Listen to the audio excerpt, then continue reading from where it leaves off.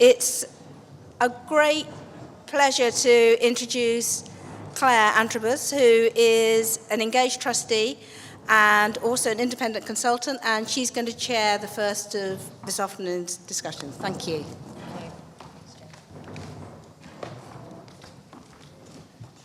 Hi everyone, and thanks for inviting me to be here. It was very interesting and exciting to hear what some of the things you got out of this morning's sessions. It's obviously been a very productive conference for you so far.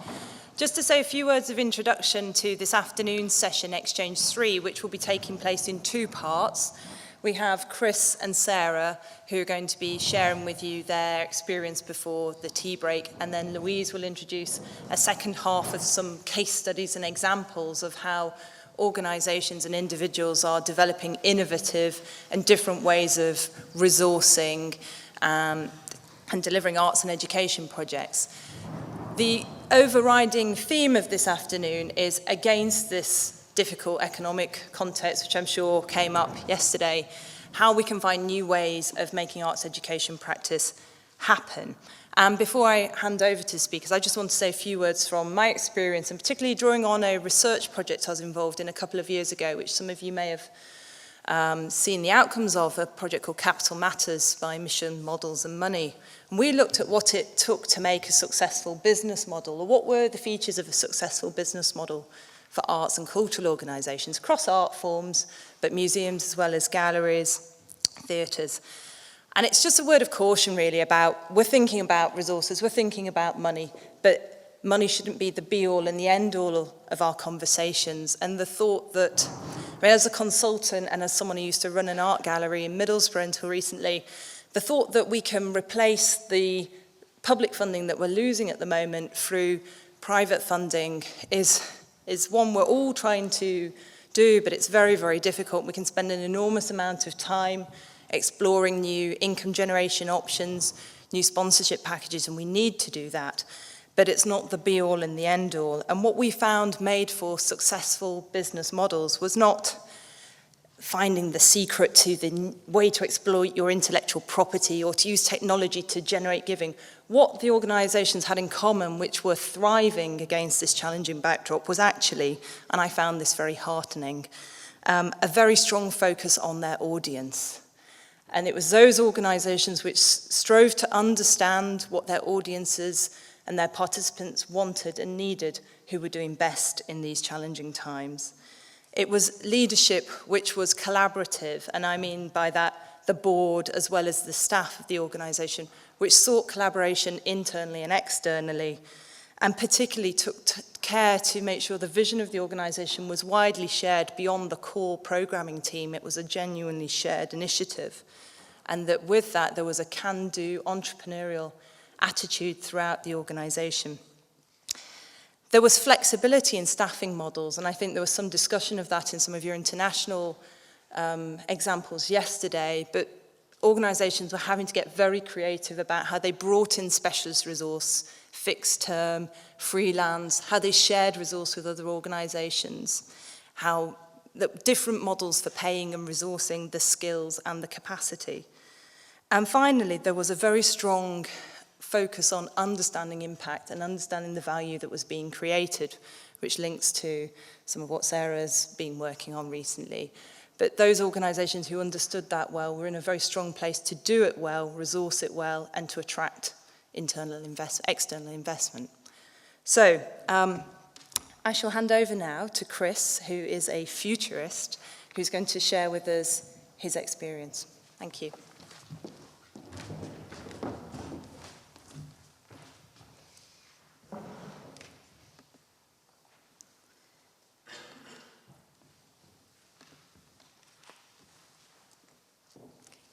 Lovely, thank you very much.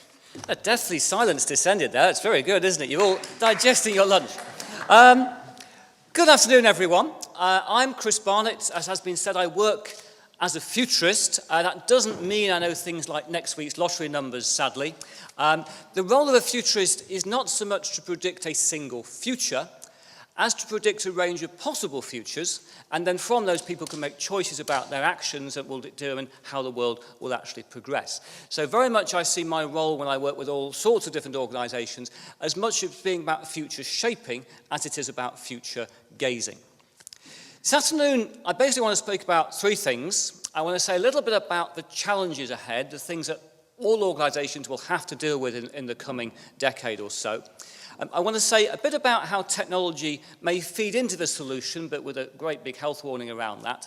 And then more broadly about narrative and about the role of this sector in responding to some of these challenges, both in sort of ethical dimension, but also in terms of the practicality and maybe where income streams come from that. So I'd start off with the dreaded S word, because I've used the word sustainability in my title. I've put it in quotes because I really struggle with the word sustainability. I use it because we all know what it means. As you can see from the lettering, it's a green thing, isn't it? It's about all that sort of green, being good to the planet stuff. But I do worry it's become almost a bit of media hype. Sustainability was defined by the United Nations back in the 1980s, and basically if you summarise their long definition, you get the one you've got on the screen here. Sustainability is about living today without compromising tomorrow, which is a lovely idea. The problem is it's impossible.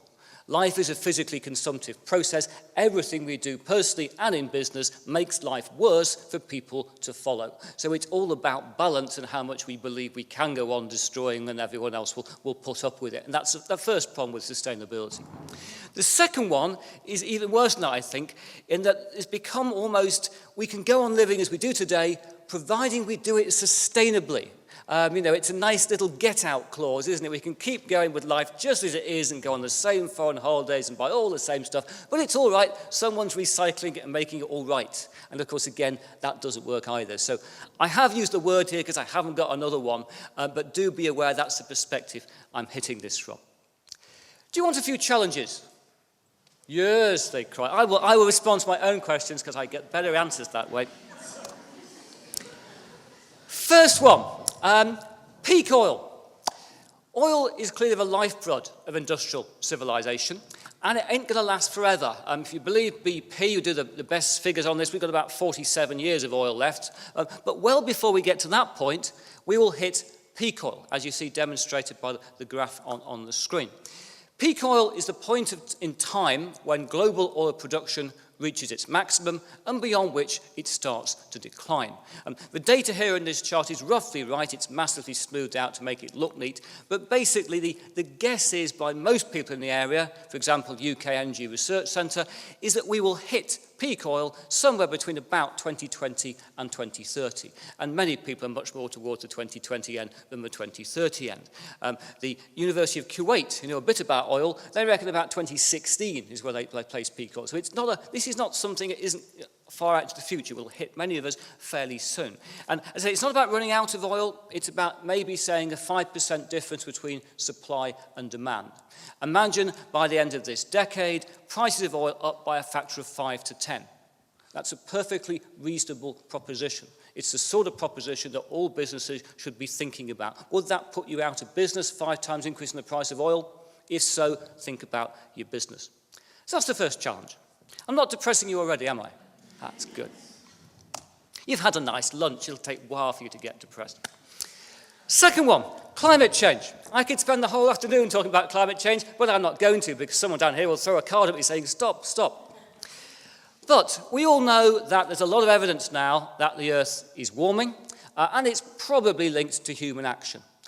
Even if it isn't, there is now pretty widespread understanding that the Earth will warm this century by between about 1 and 6 to 7 degrees centigrade.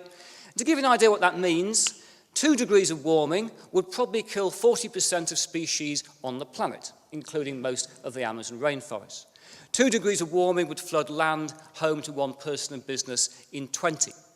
2 degrees of warming would reduce global yields of rice and wheat by about 10 to 15%. So the implication of even the level of warming which we could maybe constrain ourselves to if we took major action, and we aren't taking major action, is still quite significant. And of course, end of a century is a long time away, but we'll get there in little increments and it'll start to impact on people. Whether or not you believe the science, and I think most scientists now do, about 98% of them according to the latest polls, even if you don't, climate change has become a political reality. There are going to be increasing measures by governments, particularly as we come out a little bit of financial crisis, the economy picks up, they'll go back to climate change measures. We're all going to be affected by the legal implications of climate change, tax regimes, etc. And of course, if society is broadly in tune with these issues, the sector has to stay in tune with them as well. Third one. You've probably heard, I'm sure you've heard of peak oil and climate change. Peak water, a little bit more obscure. Many people say to me, how could we have peak water? How could we run out of water supply? There's a lot of water on this planet, about 327 quintillion gallons to be roughly right. It's an awful lot of water. Problem is, most of it's salty. The other 2%, which isn't salty, is largely deep underground or frozen in glaciers. We can't get at it. And therefore, it's a small amount of fresh water that will cause local peak water problems. Right now, the world taps about 50% of all available freshwater supplies. That's up by a factor of 9 in the last century. It obviously can't go up by a factor of 9 again. We're already at the point where extraction of water is having a very negative impact on ecosystems more generally, farmland, etc. United Nations believes that by 2025, 1.8 billion people face absolute water scarcity. They haven't got enough water to drink. They believe that also by 2025, 2/3 of the world's population will face stressed or restricted supplies. They will have water to drink, they won't have enough water for traditional agriculture or traditional industrial production. And this means areas like the whole of China, India, southern United States, etc. There's never been a civilization in history that's gone on without a water supply, and yet you look, say, at China, water tables falling at 6 meters a year. You know, it is not clear what they will do. 95% of small farms in China have already closed from lack of water. It's a very, very major issue. In the UK, we've got enough water, but we're used to importing things from lands that haven't. You know, runner beans from Ethiopia still arrive in our supermarkets, bringing the water with them. How long that can go on, ethically and economically, is very debatable right now. Next one on the list. If you take climate change, you take peak water, you take peak oil, add them together, you get the perfect storm in terms of food supply. I'm sure most of you for your lunch or other meals have not had a nice plate of crude oil, as you see here, except indirectly you have.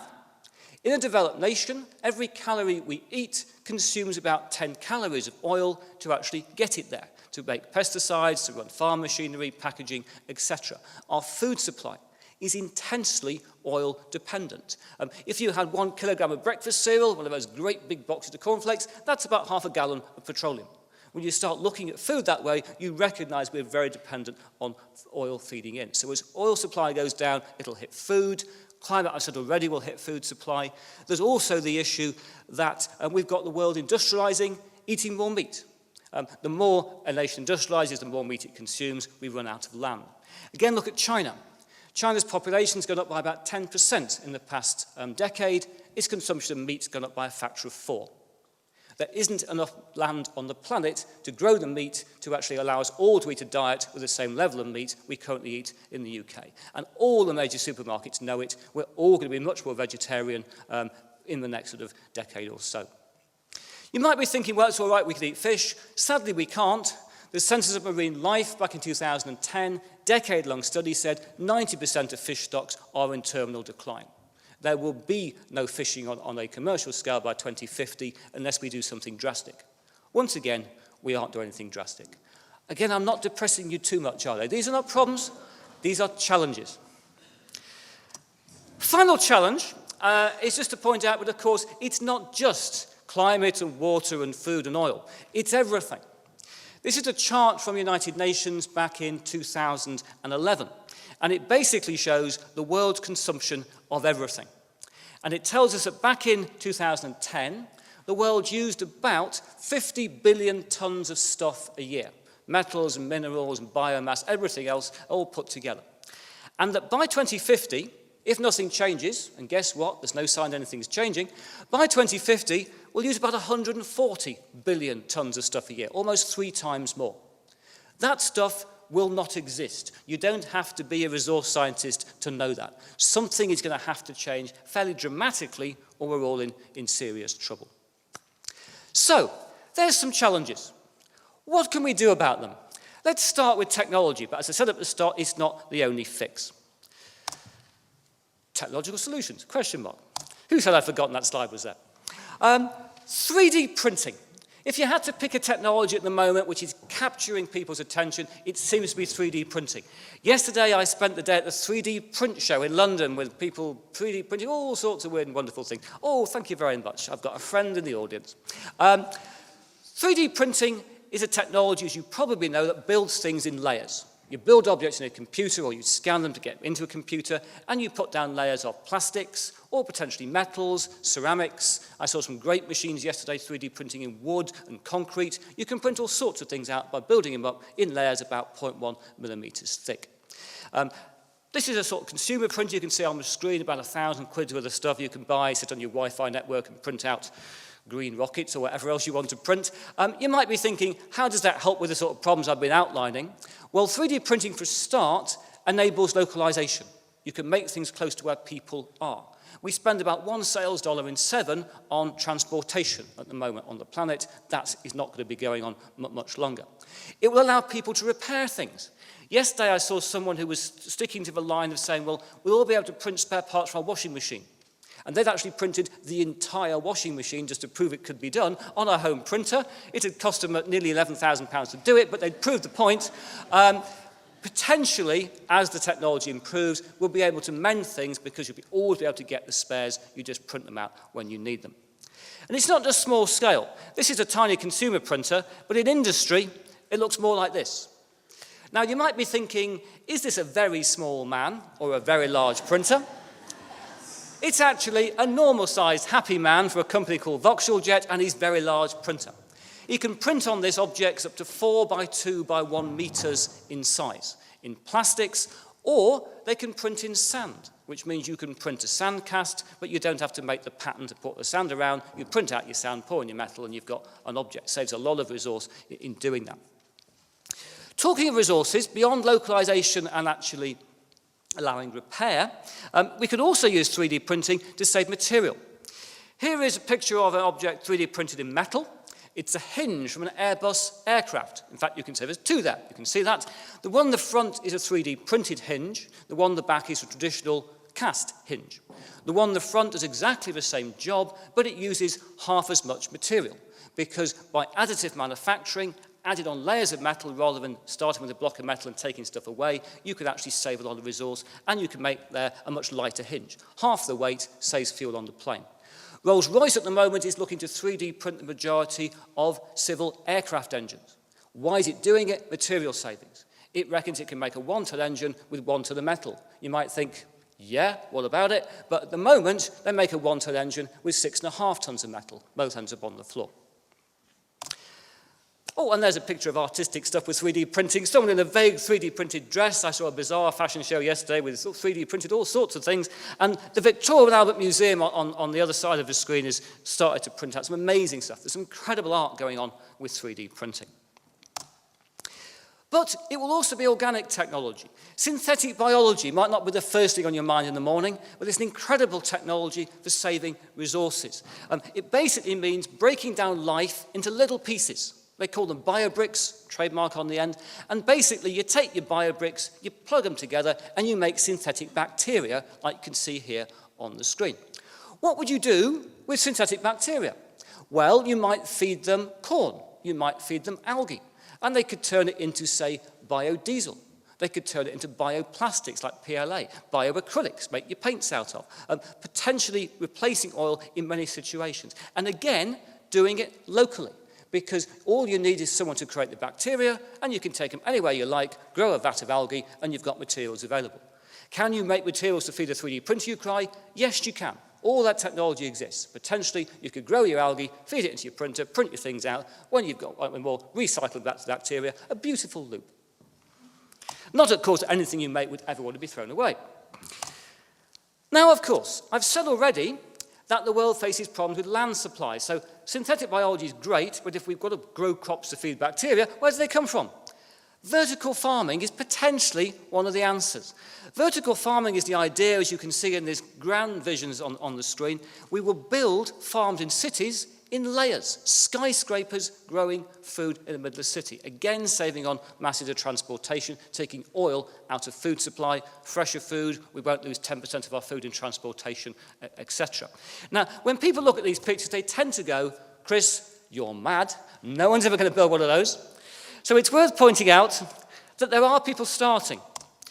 Here's a picture inside a vertical farm in Chicago called The Plant, where they are growing fish and growing lettuces and things, and there's a circular loop of fish waste feeds the plants, vice versa. Roots from the plants feed the fish. They're all very happy, as far as we know. In Suwon, in South Korea, they've built this test vertical farm. Not very vertical, but it's getting there, 3 stories. Inside it, there are growing lettuces at twice the speed of this thing called nature, under LED grow lamps, all hermetically sealed. There's a similar thing in Singapore, providing about 7% of the country's supply of lettuces and other greens already. This is a commercial business. If you look at Europe, here's something called the Plantagon in Sweden. It isn't built yet, but they've started last February. It's getting up there. This has been built, so the makers say, and the makers are venture capitalists, not green organizations, this is a real business thing. They say they're building it to stop tomatoes having to fly, which I think is a lovely strapline of why we're building vertical farms. So, I said a bit about challenges and about technology, but I want to conclude this by talking a bit more about narrative. I would suggest to you that civilizations are built on 2 pillars. Thank you. The first pillar is the pillar of technology, how we make things. That's clearly part of how we live. But the second is the story behind it, our ideas, the thing that drives. Why do we do great things with technology? And it's not normally the technologies that started. You know, here we've got the pyramids. Amazing to build these things for decades out in the desert, but it was the drive behind that the idea of immortalizing the pharaoh that made it happen. The moon landings, maybe even more amazing, incredible technology. What always amazes me about the moon landings is we had the United States spending 10% of its GDP for a decade putting someone on the moon. You know, keeping people in line with that ideal and vision that isn't this a great thing to be doing, and yes, there were protests, but not that many. That was really about changing the culture in society. So I would suggest to you the key thing going ahead, dealing with the sort of issues I've talked about, notwithstanding technology, is narrative has somehow got to change in terms of how we look at society and how we deal with these issues. Very few people will create the technology. All of us are part of a narrative. And of course, everybody in this sector is responsible for reflecting narrative and potentially manipulating it. That's a dangerous thing to say. I know some people love that idea, some people will hate you for it. You haven't got things to throw, so it's all right. But basically, this sector might have a big opportunity there. Because many organizations are saying, how do we shift the narrative on? You know, if you're a supermarket, how do we convince people there won't be any meat? They're going to start thinking about that. They need people who can think about subtle change. So I'll finish off with 2 slides about narrative. What is the current narrative? You all learnt this in schools, I'm sure. Endless growth. We must grow the economy forever.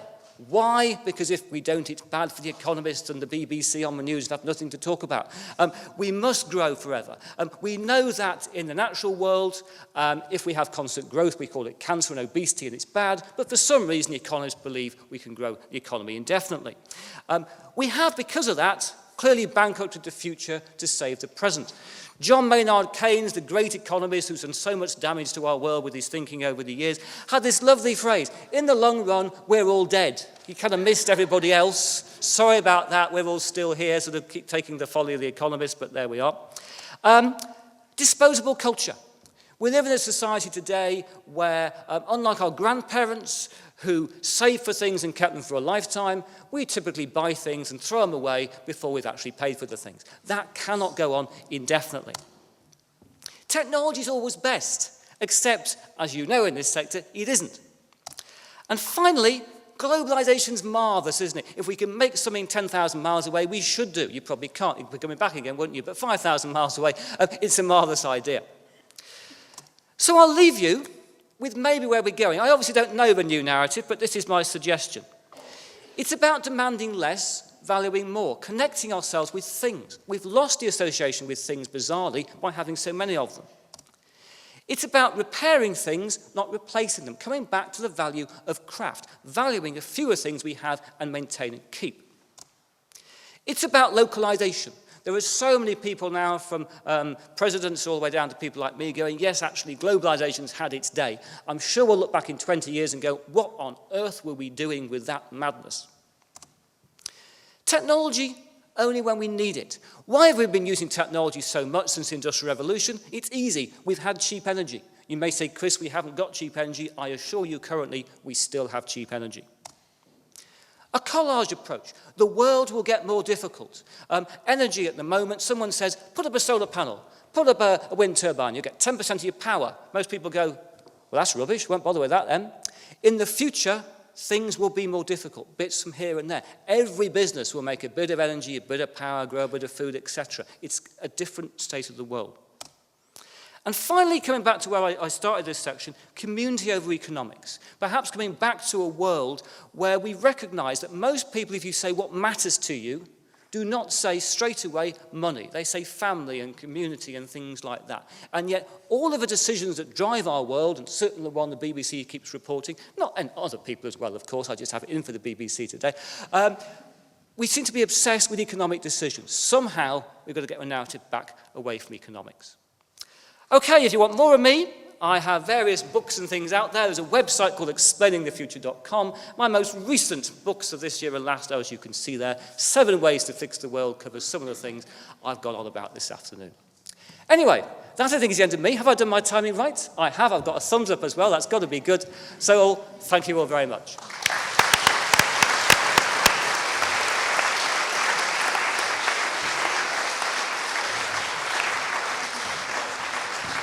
Thank you very much, Chris. And I'm monitoring the Twitter feed as this goes on, and there's a campaign starting for you to have your own TV show, never mind your book. So I'll pass on that. Have you? Oh, perhaps we can tweet the link to where people can watch more then. I'll just move straight on to Sarah Thelwall. Sarah will be known to many of you as the initiator and brains behind benchmarking in the arts and cultural sector, financial benchmarking in the arts and cultural sector. She's also done work on value creation. She's done many, many things across her career. I shall leave Sarah to share with her some nuggets to stimulate further our thinking on innovation, sustainability, and entrepreneurship.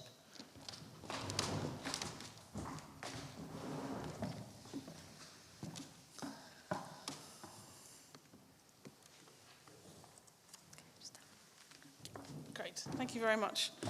Well, I have to tell you, I'm sticking with the old narrative for now. It's going to be economics for the next 10 minutes, which I'm sure you'll be thrilled about. So, what I thought I'd do today is give 3 or 4 slides worth of data about how the income models of arts organisations vary according to the size of them. I know this is the perfect topic for after lunch. That's why the extended version of this you can have the slideshow of later, but hopefully I can bring it to life enough that we don't hear snoring at the back of the room. It's going to get better. So here's how we're going to do it. I have spent lots of time as a data nerd in the corner looking at how the business models and particularly the income structures of arts organisations vary. And contrary to my expectations, the thing that makes the biggest difference to the business model is the scale of turnover. It's not the sector that you're in, it's not the geographic region that you're in, though those things matter. The single biggest thing that makes a difference is what the turnover level is at the moment. So, on that basis, here are my 5 ranges of turnover, from the below 200,000 to the over 10 million. And I'm going to show you 2 or 3 things here. We're going to start with how the size of an organisation is then, what that looks like in terms of where your grant money comes from. So, and all of this, by the way, is I'm showing everything as a percentage of income, because it's the only way I can meaningfully compare large organisations to small ones. So all of these numbers on here are all about percentage of income. So here's the first thing, and this is 2011 data, by the way, and in all the data I've looked at, this is the first time that all of these ranges of size of organisations, they're all below 50% grant funded. Now, this national data set of some 500 odd organisations has got lots of NPOs in it. It's got lots of other things as well, but it's certainly fairly NPO heavy. So it's not surprising that there's quite a lot of Arts Council money in that mix. But I think it's really worth looking at what the trends in this are. And there are several trends in the grant data, all of which say the small organisations are much more grant dependent than the big guys. Twice as dependent, roughly. That is normal. Now, I can talk at length about why small organisations don't work on this sort of mythical third, the way the big guys do. And I'll chuck in one concept at the end where I talk about deferred value creation, which is what a lot of smaller organisations do.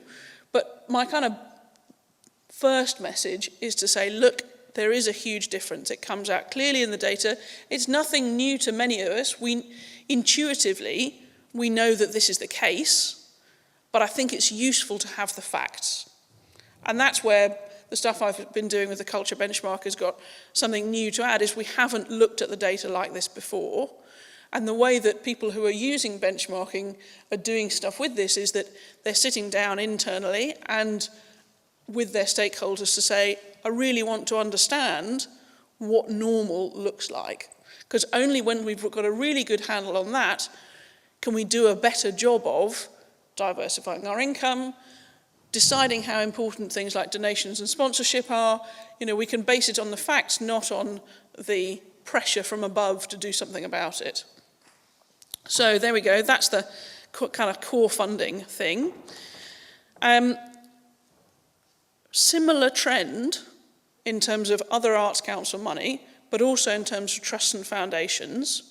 So the smaller organisations are much more dependent on these sources of grant funding as well. Now, of course, there is a scale thing going on here. If your turnover is more than 10 million, then 4% is still a big number.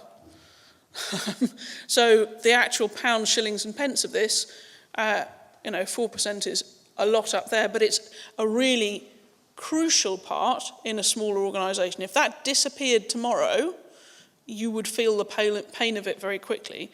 So when I'm thinking about it's jumped ahead for me, but the next line below, I wonder if I can go back, yes. So looking also at the local authority levels, how those have been cut in the last couple of years. If you were to go from all to nothing very quickly and you were 20% dependent on it, unsurprisingly that would get very painful.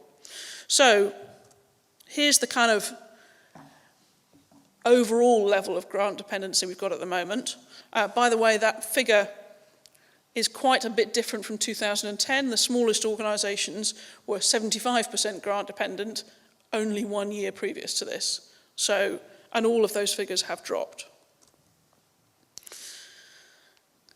I'm then going to talk about two further things, venue-based income and non-venue-based income.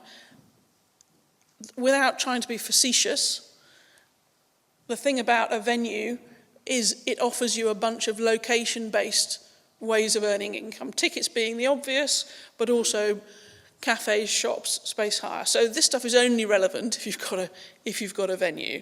And again, I'm not going to talk at length today about the difference that makes, but certainly what you see is if you've got a venue, for heaven's sake, develop the venue-based income first, because there's quite a lot you can do in there. So if you're going to have a shop and a cafe and a hire your space out, go and look at who's best at it and learn from them, because also it's a very quick way to lose a lot of money is to have a bad cafe. Again, nothing wildly unusual about that. We can look at this data on an art form basis. When we're looking at the national average, bear in mind that there's lots of theatre data in here, and of course theatres do tickets and most galleries don't. So we really need to be looking at some more detailed data, but time is against us today. I make this point when I talk about shops, cafes. I also talk about it when I come on in a minute to donations and sponsorship, which is, firstly, some things work best in larger organisations, And secondly, know what the national average is, because if you're trying to achieve 15% of your income when the national average is 5, do you want to have another think about that? I'm not saying you can't do it. I'm just saying that you need to know what best in class looks like and decide how much water you're willing to push uphill to get there.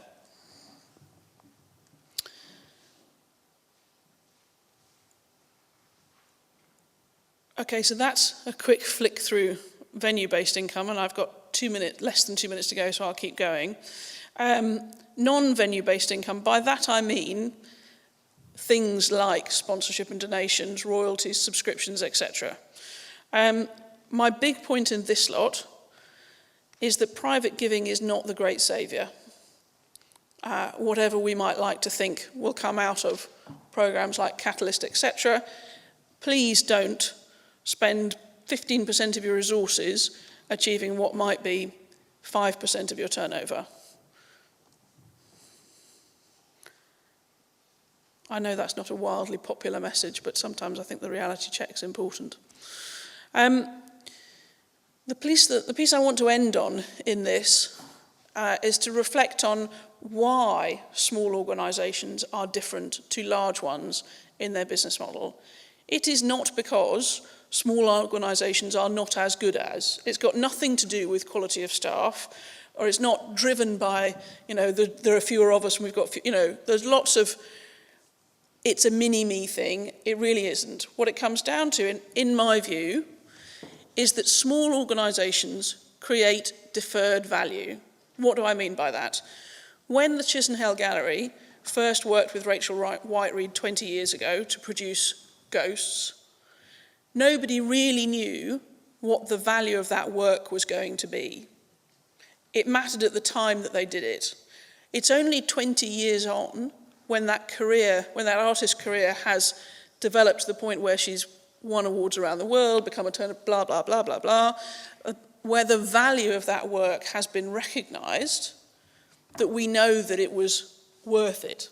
So the period over which value accrues to, in this case, an artist, is about 20 years worth. And it's because the work of organisations like Chisenhale and all those smaller organisations in the development of value, because that works, then you can have the value realisers like Tate, who can turn that into sponsorship, donations, a cafe shop, etc., all the stuff that surrounds, and that's the way that they extract value from it. It is really difficult for small organisations to realise the value they create, and therefore it matters, firstly, that we understand how their business models are different, and secondly, that we get better at making the case for the continued grant funding of the smaller ones, because without them, the larger ones would struggle to have content. I will leave it there. Thank you very much.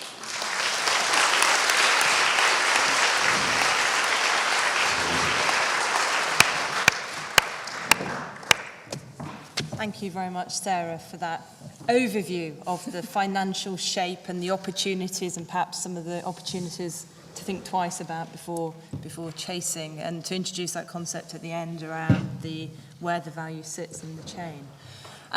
We've got 10 minutes for questions from the audience now for Sarah and for Chris. Who would like to start?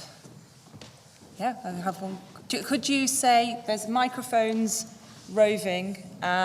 When they reach you, would you mind just saying who you are, introducing yourself before asking your question to the panel? Thank you very much. I really enjoyed both presentations. My name's Gregory from Camden Arts Centre. I just wondered, Louise, if you could say a bit more about when organisations change in scale. I'm just thinking about organisations who have gone for big capital expansions and how that fits in with some of the things you were mentioning. So you're asking when they change and how they know that change is coming upon them, in essence. In some ways, my ranges are slightly arbitrary, in that I've put them where I think they make sense. If one had a chance to look at the data in more detail, you would see that the really two really challenging places $750,000 to 2 million, and a kind of 5 to 8 million lot. And that's often where you see people taking on a big capital project. And that's where your model needs to change. Do you know it at the time? It's probably coming your way and you've got an inkling of it. Do you know what it's going to do to you? I doubt it, because you're in the middle of a big capital project. So are there things that we could do that would help work out how the world is going to change for you? Yes, in the theory, the data could help with that. It could help you work out what the future version is likely to do to your current business model. Does that go any way to answering the question? Ish? Okay. Other questions or comments from the audience? Okay, we've got a couple at the back. Richard Beale's Artsworks South East Bridge. It's actually a question for Chris, and it's kind of related to our conversations yesterday around changes within education and the school curriculum. I was very struck by a statement, not that I'd heard here, but that someone shared with me, that successive generations in more recent times thinking about school and their education was that school was preparing children and young people for jobs that did not then exist during their education. Is that, in your view, true now? I think it probably is, yes. I think the change is going more and more rapidly, and if anything, we're focused still on, the big technologies, internet. One of the things I keep saying back to companies is the internet revolution is over. If I see another student who wants to make a web business, I want to scream. The next technologies which are going to be really big are going to be around probably manufacturing type things about, I think, as I say, synthetic biology, genetics, this sort of stuff. We aren't teaching that sort of thing. We aren't even recognizing it's the issue yet. And yet, if you look at China, look at the United States, they're putting billions into that sort of stuff all the way down into education. The UK is still going, what was last decade's technologies? We'll maybe put a little about that into the syllabus. Having said that, I think the way the world is changing, skill sets are going to become less and less defined by industries anyway. And therefore, it's almost comes down to it's getting people who've got more of an open mind coming out of school, rather than, it's interesting you talk about education being for jobs rather than education being for life. And probably we need to get back more to a view that we're trying to send people out who'll be useful members of society. And in doing part of that, will automatically want to, help the local community and think about localization and that sort of issue. I think we've almost, the economic logic, and I'm not saying economic doesn't matter, because it clearly does matter to a large extent, but almost our education system has become obsessed with sending people out to earn the maximum amount of money to do a certain economic activity, when actually it's the other bit, which I think will matter more and more. Okay. I don't know if that answers your question at all, but... Other questions? I can see a couple of questions at the back. Could we perhaps take two? And there's the question over there, and we'll group them together and see if we can try and answer them together to get a few more in. Okay.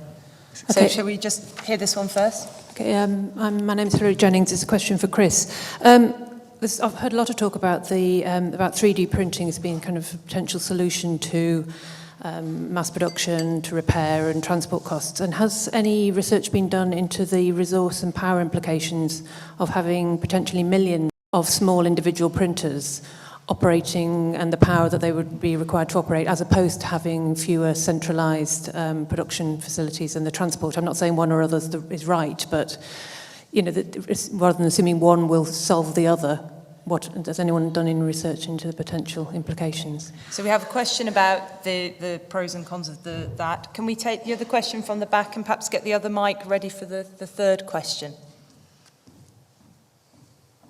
Yes, please, go ahead. And if you could say who you are. Hello, my name is Shu Rayner. I'm a children's author and illustrator. 3D printing, the art is based on a scarcity model. What happens when you can just download the latest Grace and Perry and create it in your shed? Do you need to bother going to museums anymore or galleries? Okay. And... Hi, my name is Meredith from GEM, and you talked about narrative change. I was just wondering kind of the mechanism behind that. Does that happen in our schools? Does that happen at a community level?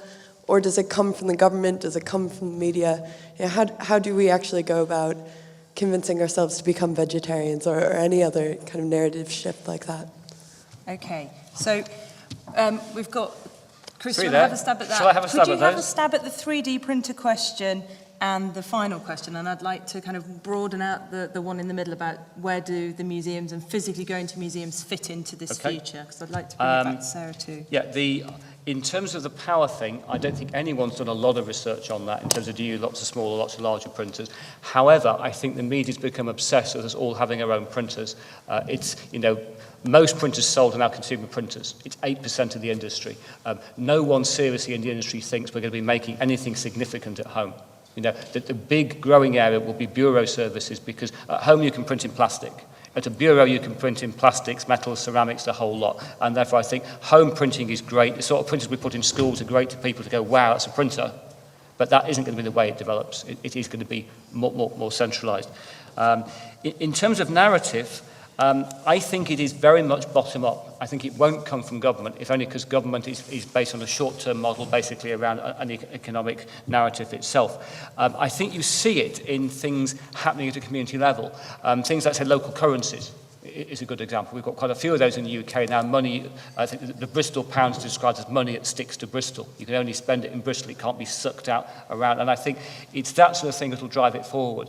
It's things like hacker spaces and fab labs growing around the world, people getting together. That used to have DIY, it's now DIYO, do it with others. It's those sort of initiatives. And it's that grows out of, I think, a lot of sort of craft stuff. It really is, this sector has the power to say, how do we change how communities work, how people think about the objects around them, their relationship with those objects. It won't come from the top. I tried to be quick. Okay. And to come back to this question around the museum and the object and where does that fit, I just thought that might be a nice link between the two presentations to think about. Do you want me to brief word on that? Well, could I just broaden it out and get you both to respond to it, which was just thinking, Chris, about some of the issues that came up for me listening to those challenges you provoked and thinking about what we know about the business models in your presentation, Sarah.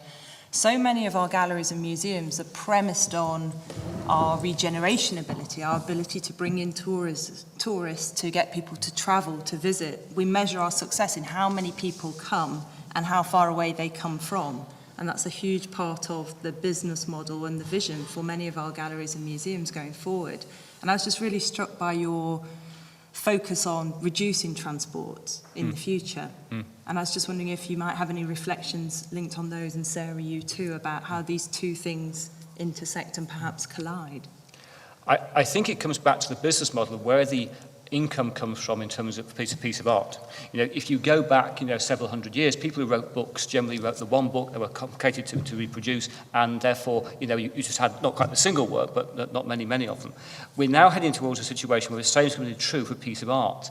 I've spoken at length to an artist in the States called Bathsheba Grossman, who produces all of her work with 3D printers, and talks about the fact for her, she now publishes works of art in the same way that an author publishes books. And it's just a transition in the thinking of how do you get your idea conveyed to people. It used to be it had to sit in one place because that was the only way you could physically travel to it.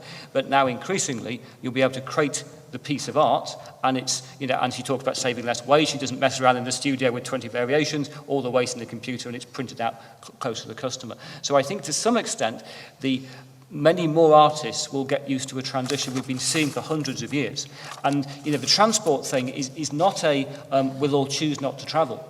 We are going to hit a point, it's going to be a lot less than 50 years, we simply will not be able to travel. It's not going to be a choice of going, well, we would like to do that. And I still think that is in so few people's mindsets. Just think back to that. Price of oil up 5 times by the end of a decade. That is not going to be how do we choose to think about that possibility? People won't be on planes. People won't be going the distances. I think it's Dubai at the moment, which is building resort close to itself. So you can go to a beach or you can go to an alpine resort. They're building literally the resort within 20 miles. So you can get the experience close by to save on travel. It's a daft thing to do to some extent, but it's the thinking, I think, that shows in that. Sarah, do you want to add anything from your perspective? 2 things. I think you all know better than I do about the inspiration and value of museums and galleries. So I can't imagine why that per se would disappear, though the mechanism of its distribution may change, and presumably digital will become more important in that if people aren't coming to the spaces in the way that they would at the moment. In terms of how that affects business models, one of the things I've been thinking of for a long time is that although people are doing a good job at the moment of developing their income spaces for their physical venues, those are limited. You've only got so many square feet. You've only got so much cafe, shop, space hire, etc. you can do without eating into the core creative proposition that you're making. And I think it's one of the reasons that those of us who talk about income change forever bang on about what the NT Live is doing, because to me, one of the most interesting things about that is it has changed the dependency level on the physical space of the theatre. So what are the things that we might do that would make us less dependent upon the square footage, and how might that affect our business models going forward? I've no idea. But I do know that you've written a very interesting paper about breaking that. And just to remind people, if you haven't already, because sometimes it's hard keeping your head in two places at once, but the Twitter feed, someone is very kindly posting up some links to many of the resources that Chris and Sarah have published before. So if you're interested in following up further any of those suggestions, there's some very useful links that are coming up on the Twitter feed. I'll put in the Twitter feed the research link that I mentioned earlier. We've run out of time for this session now. We have a 15-minute tea and coffee break. Drinks will be available in there. Before you disappear, hopefully magically a question will be appearing above my head any second. Oh, do I have to press something, Rose? If you would like to, this is not homework, you don't have to do it, but if you would like to, in preparation for the final group of speakers this afternoon who are going to be giving some more individual accounts and examples of how they are innovating around resourcing and delivering arts and education, think about your own situation. And given the vast kind of scale of the questions that Chris's presentation raises and some of the very practical information Sarah's provided, think about perhaps what are the greatest, which opportunities offer you and your either individual as a freelancer or organisational business model the greatest impact in the future. Where might make sense for you to focus given your limited time to do that? So if you want to think about that over your tea and coffee break, you're welcome to bring your drinks back in here. You're welcome to have the discussions out in the foyer. Thank you to Chris and Sarah. Thank you. Welcome back. If I could encourage you to take your seats, that would be brilliant. Thank you. And I'd just like to introduce Louise Wright, who's Portfolio Manager for Arts Council of Wales, who's going to chair this second panel discussion, which is really looking about strategies for dealing with change within the cultural sector.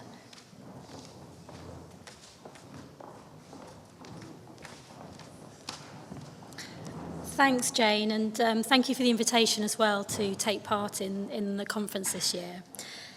And this is the second part of Exchange 3, focusing on innovation, enterprise and sustainability. And we've got 4 speakers in this session.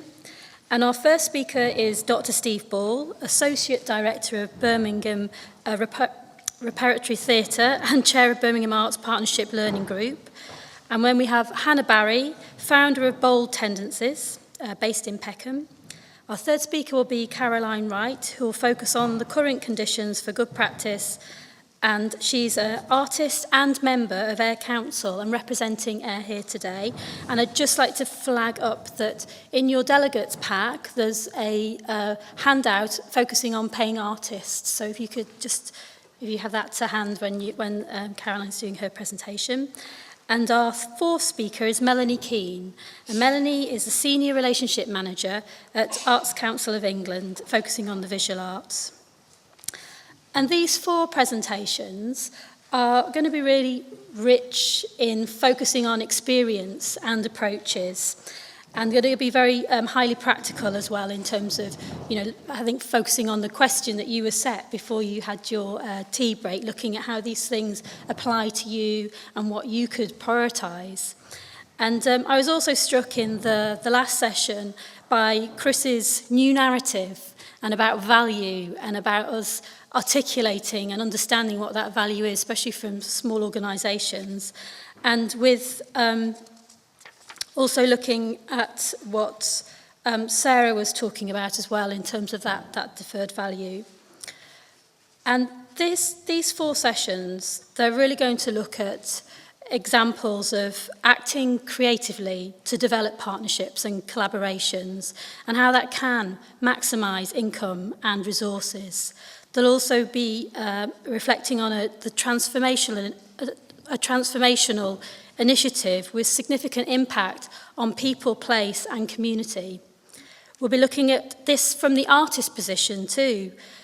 How are artists being supported and is this sustainable? Looking at facts and figures and a reality check on this area. We'll also be looking at resilience. What is it? What do we mean by this? As coming from the Arts Council of Wales and other organisations, it's something we're always asking of our organisations. So what does this mean? And how does philanthropy fit in with this? What motivates people and organisations to give? So we've got a lot to fit in. We've got 4 speakers, as I said, and with 10 minutes each. And at the end, we're going to have 10 minutes for questions. So what I would suggest, if you've got any burning questions, note those down while we're doing the sessions, and I'll try and pick up on as many as we can during the last 10 minutes. So I'd like to ask Dr. Steve Ball to come to the podium to make his presentation. Thank you.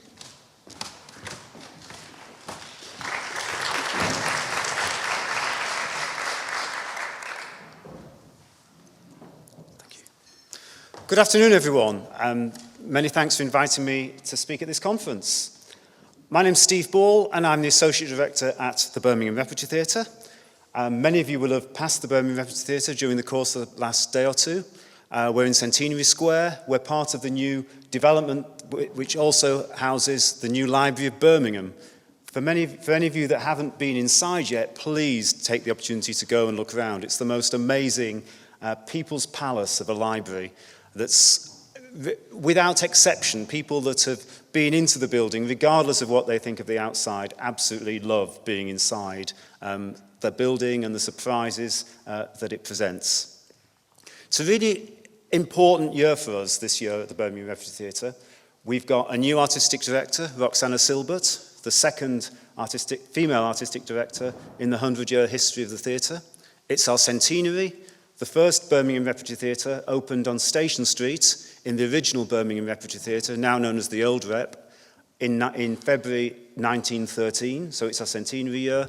And obviously we've reopened this year after a 2.5-year closure period, which saw us working off-site in various locations around the city and the region. I lead on learning and participation at the theatre, and I'm responsible for all of our work with schools, youth groups, youth theatres, and our external partnerships. I've come from, my diary management hasn't been great today, and we've got the Theatre Education Forum happening at the Birmingham Rep as we speak, so I've been dashing between the 2 conferences. And we were contemplating over lunch how 3 years ago, we were all very pessimistic about our futures, particularly in terms of learning and participation. We got a new coalition government with a commitment to reducing the deficit and making spending cuts. But in reality, 3 years later, the vast majority of us are either operating on the same sort of scale that we were, or with increased staffing, particularly in terms of learning and participation education staff. And I think that comes down to the partnerships and collaborations that we make, not just with each other, but also with external organisations and agencies. I'm going to talk a little bit about a few examples of projects that we've done in the performing arts, which may or may not be transferable to the visual arts, and also talk about Birmingham Arts Partnership and the way in which the major arts organisations in Birmingham have collaborated.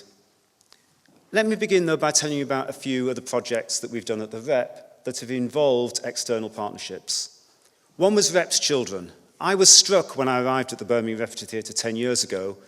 The reality was that the nearer you lived to the theatre, the less likely you were to buy tickets to see shows there. Yet if you lived in some of the outlying suburbs of Birmingham, Moseley, Kings Heath, Solihull, Sutton Coldfield, you were much more likely to be our traditional audience base. On the other hand, I'd just been in A&E at Birmingham City Hospital, a mile up the road. I'm rather envious to realise that this hospital had a fantastic catchment of local families. All families from around central Birmingham were using that hospital.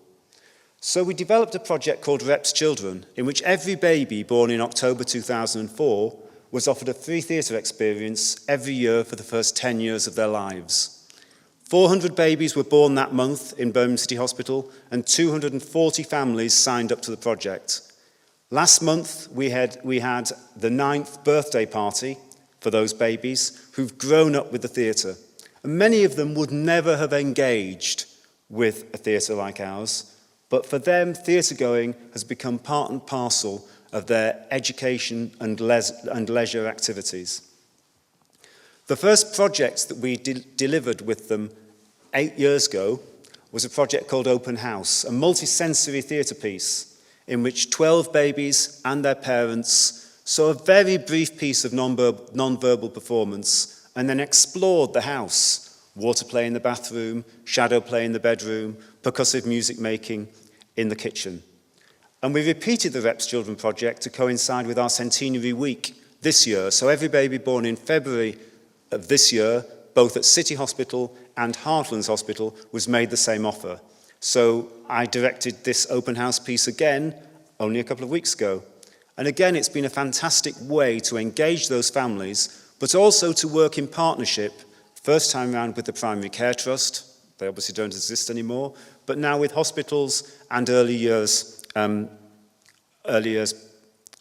project partners. Workshops in schools is something that has completely changed in the way in which we, from 10 years ago, when we would do a lot of one-off workshops around productions. That's now changed so that we are now developing shared partnerships with schools. We have eight officers working in learning and participation at the theatre, most of whom are funded externally. 6 of them are funded externally. So one works 2 days a week in a primary school. She delivers drama and theatre workshops in that school relating to the repertoire of our theatre. 2 of them spend half of their time, 2 youth theatre directors spend half of their time at Birmingham Ormiston Academy, an academy for 14 to 19-year-olds, and half of their salary is funded by the academy, and half of the salary is funded through various earned income by subscriptions from youth theatres and by schools' satellite youth theatres, so that the schools pay to have a satellite youth theatre in their setting. We also work very closely with the Mental Health Trust. At the moment, we've got the Bedlam Festival of Mad Ideas, which uses the arts and theatre to explore mental health, well-being, and to destigmatise mental health. I was looking at an interesting example of another theatre. This is a company that we're working in partnership with Northern Ireland. They're called Cahoots Theatre. They're a children's theatre company. And they've got a very small office in the city centre. But opposite their office is a large shopping centre, the Castle Shopping Centre. And like many shopping centres, they've had some empty shops that have been boarded up. TK Maxx occupied 2 floors of the shopping centre. And when they vacated, they were made an offer. Cahoots Theatre Company were made an offer by the shopping centre, and that is that they could have those 2 floors of that shopping centre. It's been fantastic for the theatre company because they're in a place which has their audiences walking past them every day. They're rent-free in this wonderful space occupying 2 floors. But for the shopping centre, they don't have to pay business rates. They only pay 20% of the rates they would be paying if they were renting it to a commercial organisation. So what's happened is that the shopping centre pay Cahoots Theatre £35,000 a year which is some of the savings that they get in rates. So it's a win-win for both partners. I'm chair of Birmingham Arts Partnership is the 12 major arts organisations in Birmingham, and I chair the Learning Group. The Learning Group is the education leads from those 12 arts organisations, and we've looked at 5 different priorities for things that we can do collaboratively together. One is to produce a summer school. Ironically, that didn't happen this summer, for reasons I won't go into because there isn't time. The second is engaging academies, recognising that local authorities are no longer the key gatekeeper for access to schools, so that we need to engage academies directly. And 2 weeks ago, we ran a very successful symposium for principals of academies. The other is engaging with the Family Arts Campaign, which most of you will know about. The other is training, using our theatres and arts organisations as venues for training activities, not training management staff in how to close the deal and corporate role play, but offering to the public and private sectors the opportunity to use our arts venues as training opportunities by providing team building opportunities. So when a group of businessmen and women will come to the theatre, they'll do a play in a day. They'll work with our creative team to create a play, they'll have lunch at the theatre, and they'll see a production in the evening. And we're also involved in offering apprenticeships and interns through the Creative Employment Programme, and Birmingham Arts Partnership have put in a collective application to the Creative Employment Programme. I can see a sign saying I've got 1 minute to speak, so I'll finish now. Thank you.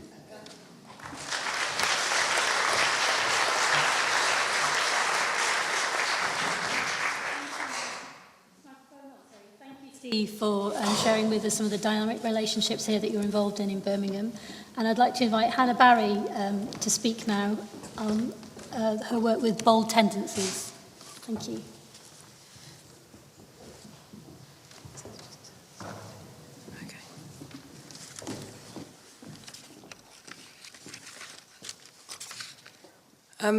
First of all, I'd like to thank Engage very much for inviting me to come and speak on behalf of Bold Tendencies. I have to say I'm very, very glad I'm actually here to speak about Bold Tendencies, given that we've just gone through one of the most tumultuous episodes in its very short history this summer. But putting together this presentation actually gave me a fantastic opportunity to reflect on just how much it's been possible to achieve with very little, and to think carefully about some of our really big ambitions for the future. So I hope that this brief presentation can provide a small case study of what actually can be done. Bold Tendencies was set up in South London, in Peckham, in 2007.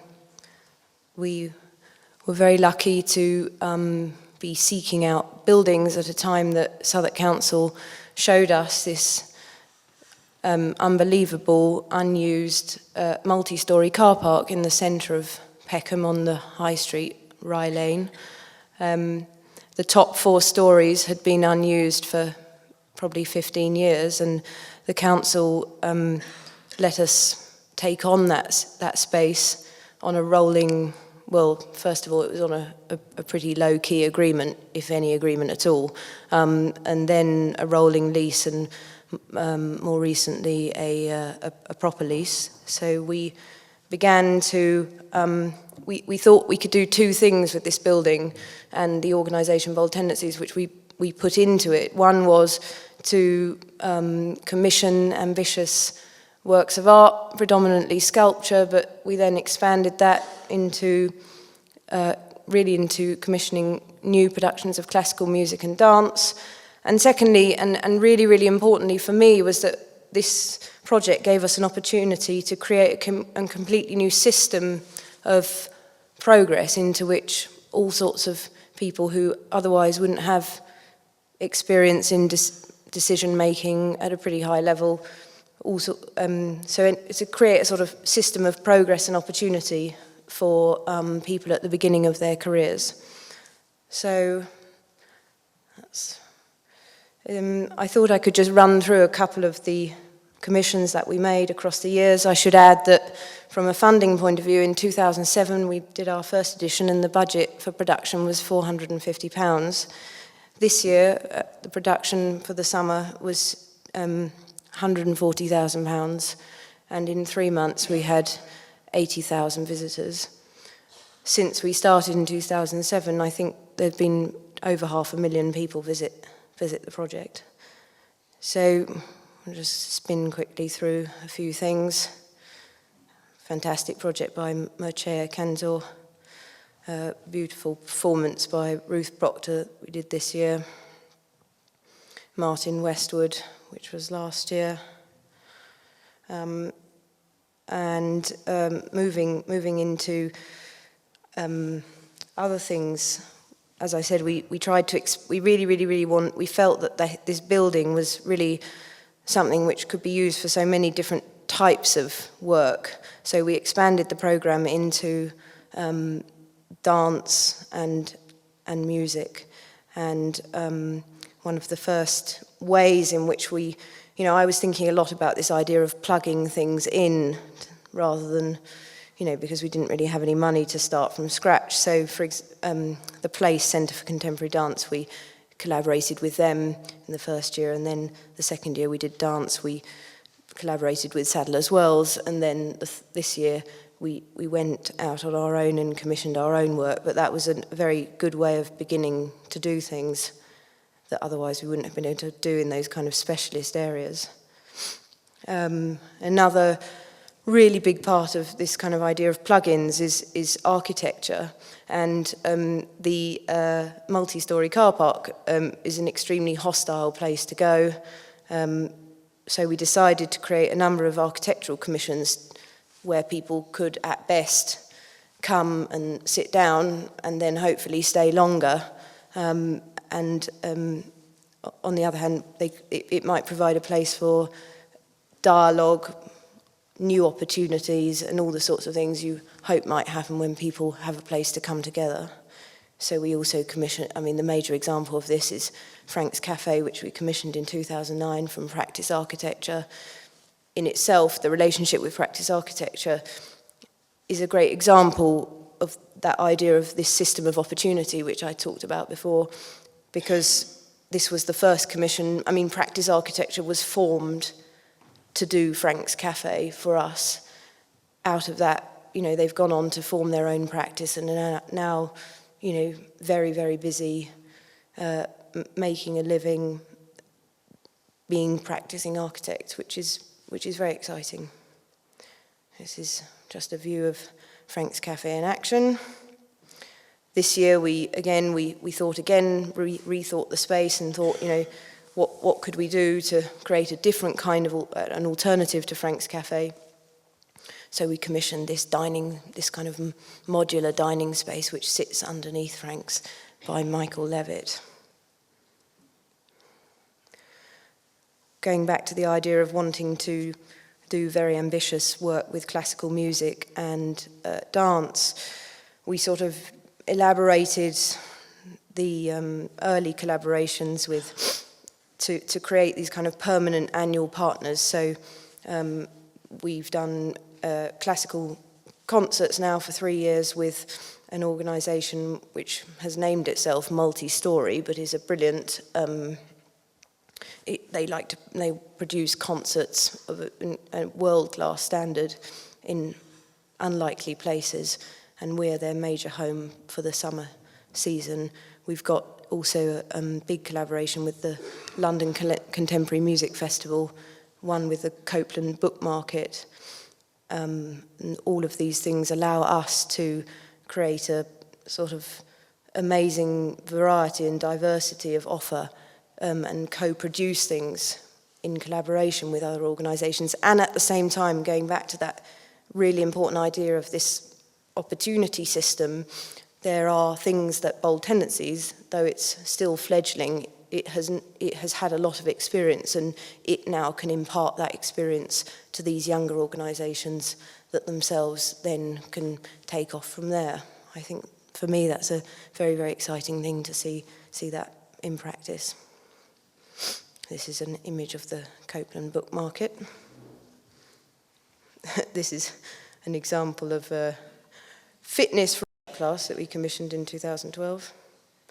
Then I just wanted to talk a bit about some other useful things. I've written down other useful things we've done to make it possible.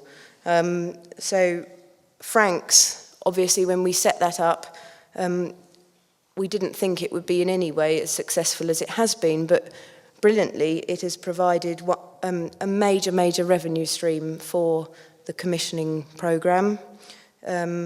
We have from the outset taken ourselves seriously as a venue. It doesn't bring in huge amounts of money, but we've been able to manage that quite effectively to bring in small sums of money on a very regular basis, which helps pay for lots of freelance staff that we now employ. And then the third thing, which has only really happened this year, is that we've been able to sell some of the works that we commissioned. Interestingly, just a few months ago, we sold work we commissioned by Jess Flood-Paddock to a major European collector who came this summer, and he said, you know, I absolutely love Only Fools and Horses over dinner, and I said, I have got the sculpture for you.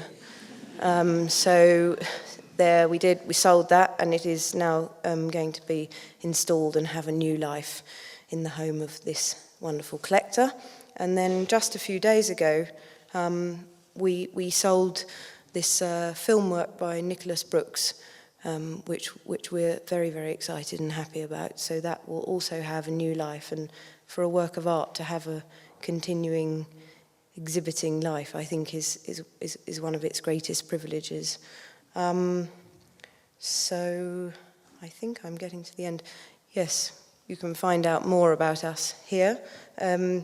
I just also wanted to say, really, though we're very fledgling, I'm very aware that we're coming up to, in 3 years' time, 3 editions' time, we will have been here doing this project for 10 years. So I would sort of split our history into the miracle of the first 4 years actually happening, and then a sort of second phase, the last 3 years, where we've really grown the ambition of the project as far as we can, perhaps, and then we have also really tried hard to understand the site, and that's a super important thing about making sure that the audience, when they come, they have a great time. And of course, there are all sorts of problems that I won't go into now to do with having if you have a fully running cafe in the same place, it's one of the most widely criticised things, I think, about bold tendencies is perhaps the imbalance in the last 2 years between the cafe and the project itself. So though I think we've done a lot to right that, I think in the next 3 years we really need to, send the cafe back into its rightful place. And then in year 10, we're really going towards, concentrating what we want to do. And in year 10, I hope that we will have enough material at hand to do what we believe is the right thing, which is to sort out bold tendencies once and for all into a permanent home, and to take on that building and work with Southwark Council to make an entirely new and unbelievable project for London and for the UK in that building. So do come if you haven't already, and thanks for listening.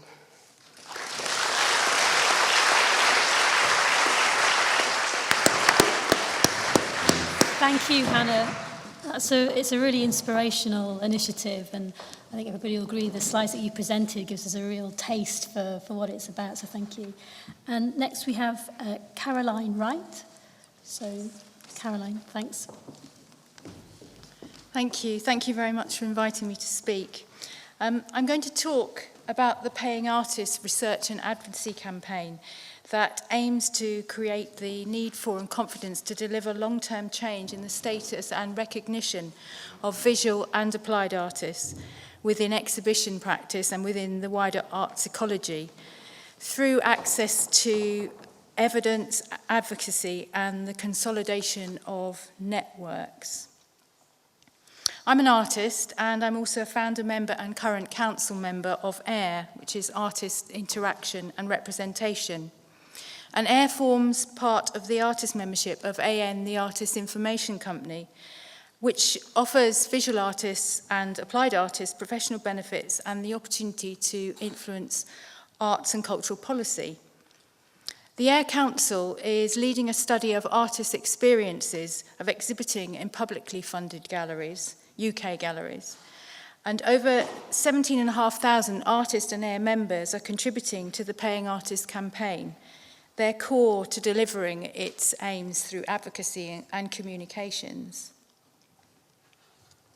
We're working with some specialists, DHA Communications, who are conducting the research, and they're also advising us on effective advocacy and campaigning about the research findings. They previously worked with the Musicians Union on their No Pay, No Play campaign.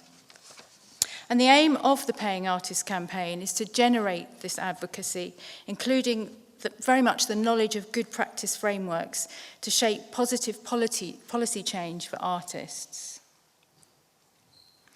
Our research prior to starting this study and continuing has been informed by related work undertaken by the Scottish Artists Union, work in Ireland through the Visual Artists Ireland, Wage, RACO, CARFAC in Canada, and MU, which advocates good practices in Sweden, Denmark, and Norway.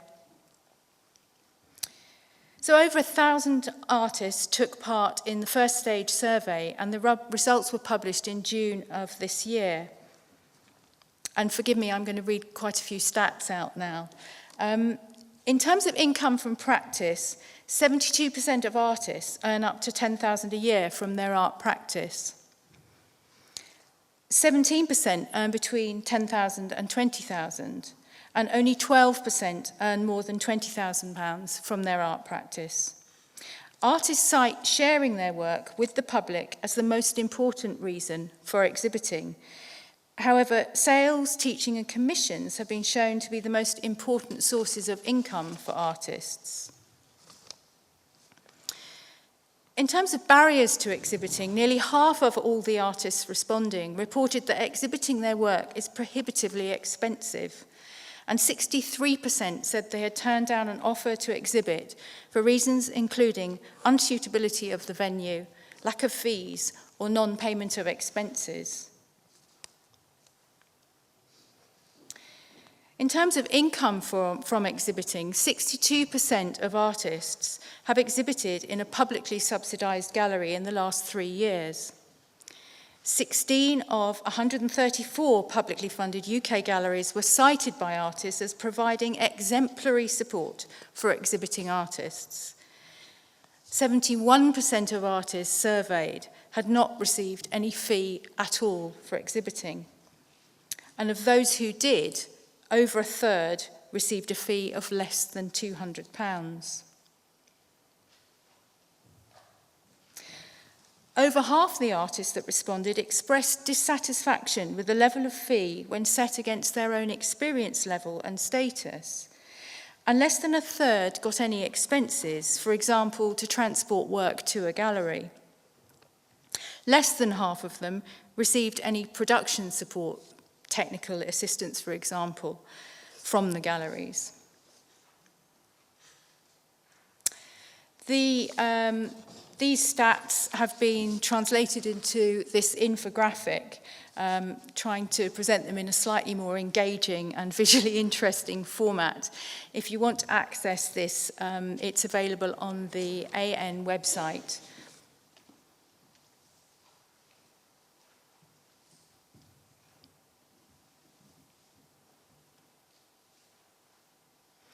I think it's really worth noting that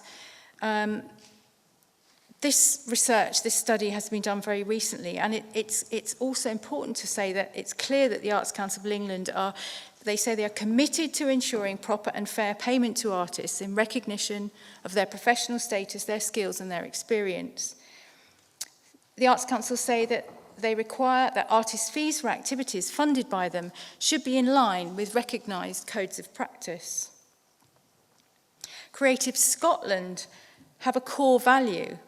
Artists and creative practitioners should be at the heart of our thinking. And the Arts Council of Wales have said, without the artist, there is no art. The second stage of the study has been a series of in-depth interviews with selected artists and publicly funded galleries to gain further insights into the policies and aspirations the galleries have of the process of exhibiting artists' work and the types of practical good practice frameworks that are used. This has clearly demonstrated that there is often a mismatch between the gallery thinking and practice and the aspirations and expectations that artists have for the exhibition process. The third stage of our study is the advocacy and campaigning.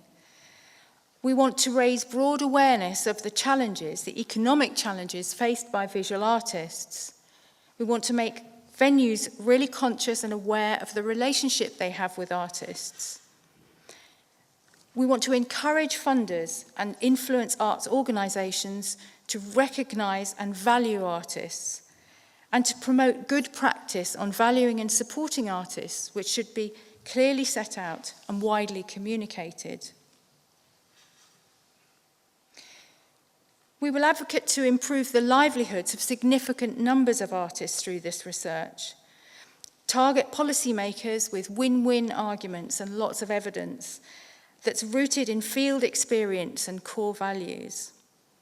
We wish to strengthen the capacity of others and build policy learning of those in positions to make better decisions, and galvanise communities of interest around solutions. I think it's really vital that alongside influencing policymakers and funders, this campaign aims to be owned and activated by artists themselves, and every member of the Air Council is a practising artist. I would like to share with you a personal story, and it does chime with a couple of things that maybe we've heard this afternoon, although perhaps not on such a grand scale. A very short-term artist research residency that I undertook several years ago led to ideas and development for new work. A lot of time was given to me by the gallery where the residency took place to discuss and critique the proposed piece. It was given to me by the curator and the director of the gallery.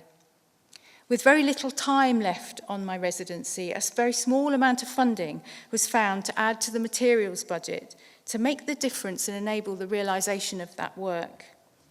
By the time it was fabricated, it was actually only installed in the gallery for one day. However, no expense was spared from the technicians in making sure that it was there and the public were invited in to see it. However, over the ensuing 6 years, this work has been shown in 3 countries, in 1 visual arts festival, in 1 performance venue, in 2 further galleries. Then it went to Latitude Festival, who hired the work for 2 consecutive years, then commissioned 3 further neon pieces, before purchasing the original work with an agreement to credit the original gallery every time the piece is shown. So that initial, very small investment has meant that this piece of work over the period has kept money within the arts, generated income for me from the private sector, as well as bringing opportunities for my practice to be showcased at festivals and galleries abroad and raised my profile. And I have an ongoing relationship with that original gallery, and I'm always very, very grateful to them. So how can you get involved? Well, become an Artist Air member and be active in the campaign. Join AN as an arts organiser and share in the good practice. You'll get access to very useful materials. And funders and policymakers, please invite Air artists in to discuss the Paying Artists campaign with through your consultation, your committees and on boards. I think somebody said yesterday, without the artist, there is no art. Thank you very much.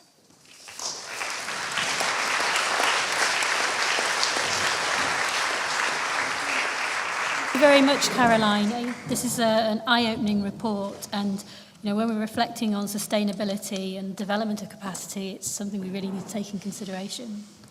So I'd like to welcome Melanie, our last speaker, to deliver her presentation. Thank you. Thank you. Sorry, I'm just going to grab my water. Hello, everyone, and again, I'd like to thank the organisers for inviting me today. And I'd also like to think it was strategic planning on the part of Sarah and Miranda to make my Arts Council presentation at the conference denouement. So in my role at the Arts Council, I do a number of things. I look after funded organisations and Engage is one of those, but I also have a new role too, and this came in with the organisational restructure. And that specific responsibility is around philanthropy. And I know there's been a lot of talk about that today, so my talk today is going to be a bit about the funders' narrative, and it is about different solutions. It's not about a perfect solution, so that's my caveat for today. So I'm going to be working with 4 other senior relationship managers across the country, and we're going to be led by a National Director for Philanthropy. So working together in this team, we're going to combine our area perspectives and combined intelligence on philanthropy and use this to work towards fully understanding what it means and how it might complement public sector funding of the arts and culture. So it's a burgeoning area of work, it's a new area of work, and it relates directly to one of our 5 main goals in our 10-year strategic framework, and I'm going to talk a bit about that later. So I wanted to respond to the question that's being posed today, which is, how might the cultural sector take a more holistic and long-term view? So some of this thinking that we're doing isn't new or radical, but it does shine a light on the need to think differently and employ different solutions. And I'm echoing the views of previous speakers, particularly Sarah and Chris. So as I said, we relaunched our 10-year strategy just last week, and 5 ambitious goals remain at the heart, and we believe there's more that we can do to nurture and champion talented artists. And within that strategy, you'll find our definition of resilience. And as one of our area directors said this week, it's not quite War and Peace, but we are getting there. As you can see, we do aim to kind of understand better what resilience means for our organisations. So one of the 5 goals in the refresh strategy, that's a picture of it there, you can download it from our website. One of the 5 goals is to focus on how we enable the long-term resilience of organisations in the arts and cultural sector. And to achieve this goal, we want to encourage and enable more private giving by helping organisations to build their fundraising capacity, support them to forge new partnerships, and explore alternative sources of non-grant income. Now, I want to look at the key reasons why individuals give. We're looking at philanthropy. We have to kind of understand what motivates individuals to give. So I'm going to give you then a range of different examples, looking at the kind of a different range of solutions, and then I'm going to signpost some opportunities at the end of the talk. So first question is, who gives and why? I hope some of you know this project. It's called Home Baked in Anfield. It's a community bakery emerged out of a commission by Jana van Heswick as part of the Liverpool Biennial last year. And she worked with, she did some initial workshops with some school children. And so now it's a kind of fully fledged community bakery, and they raised over £18,000 on Kickstarter with almost 500 individual pledges. So it's quite an achievement. So at one end of the giving spectrum, research shows us, and there's actually a great researcher out there called Beth Breeze, who works for the Centre for Philanthropy, and she's kind of done a lot of research around this, particularly those who give large sums of money. But so at one end of the spectrum, the general public, you and me, we tend to give on average £30 a year towards charitable causes, and the majority of those are towards animals, children, and medical research, and that's high on the giving agenda. On the other end of the spectrum are the large donors, those philanthropists who give 6, 7-figure sums. And there's surprisingly quite an interesting read. The Coots £1 Million Donors Report from 2012 reveals that more than half the donations were made by individual donors, and living individuals continue to be the most significant source of the largest donations, with 60% of those donations going directly to frontline activity. So the thing to remember is that donors come from all income brackets. And they tend to have two things in common. Firstly, there's a lot of choice, and that confusion can stop them. So how do we make it easy for them to give? And secondly, their decisions are shaped by three things, and this is the first one. So it's about personal values. Their decisions are often, giving decisions are often about donors' taste and value, not necessarily about beneficiaries' needs, so you need to make your ask thinking about the donor. Personal experiences. Giving decisions aren't always rational. Donors are social beings, their decisions are shaped by their lifelong social experiences. And finally, personal preferences. So giving is driven by supply rather than demand. And as one donor has said, people prefer to buy than to be sold to. Okay, I've got 5 minutes. So another question is, how do we connect with those who want to give?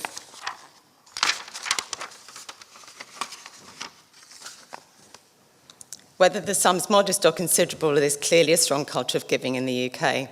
And the £30 donating public isn't necessarily aware of how deeply embedded arts and culture in their daily lives. And I think the Home Baked Anfield project does help to kind of to do that, to kind of change the perception of what arts can do. So three main causes that large donors give are to higher education, arts and culture, and international development. So clearly, our sector works with young people, we work in education, we work in arts and culture. How do we capitalise on the motivations of individual donors to meet our aims to create sustainable futures? And I would say, and the Arts Council would say, we need a different range of solutions. There is no one solution. So we're supporting a range of organisations to secure different scales of donations to employ what we call a mixed economy funding model. And this ultimately supports artists to continue to produce and present work.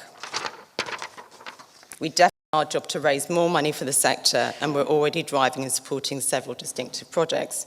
So Catalyst, which has been mentioned today, and I think it has kind of mixed results across the sector, and I think perhaps there's some people in the audience who are Catalyst recipients, or their organisations are at least. It's a multi-million-pound scheme launched by the Arts Council and the HLF and the DCMS, that's Heritage Lottery Fund. And it's designed to help organisations build capacity within their fundraising teams and build that capability as well. And not necessarily teams, I have to say, it's across the whole staff force and boards as well.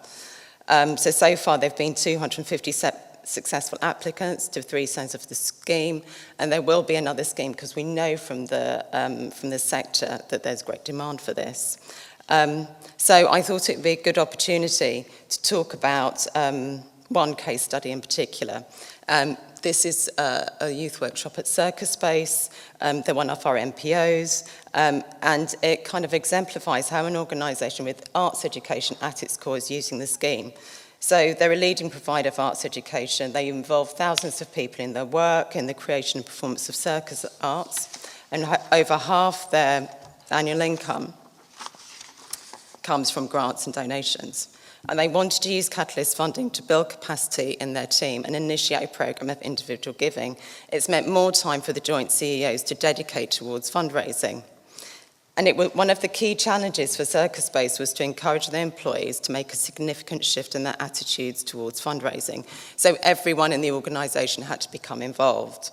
And that included the board, and everybody had to be more aware of the part they played in fundraising and philanthropic giving. And as a result, they become more effective ambassadors for the work of their organisation. And having worked as a curator, I know that delivering a project and fundraising at the same time is challenging, and you need to have the skills to do that. So the question is, how might we make the time to do this? And I'm sure many of you have experienced this too.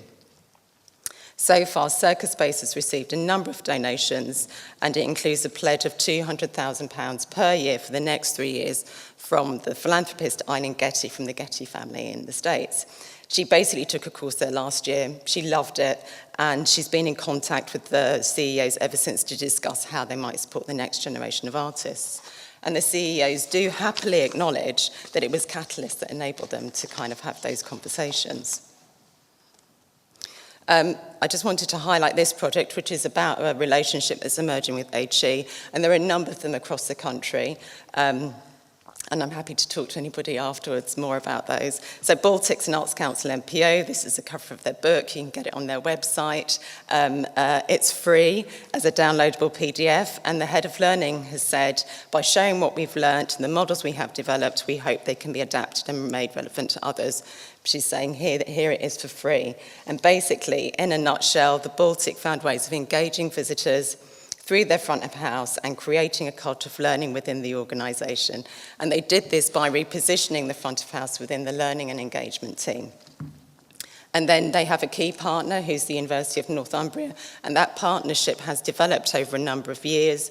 But initially it was about how they used their Professional Practice Award to respond to and support the Baltic in their workforce development needs. And this has meant that the staff could have their CPD and other training accredited. So financial support from trusts and foundations, as well as higher education over a significant period of time, demonstrates how experimental ways of working can reap long-term benefits for organisations and the individuals working in them.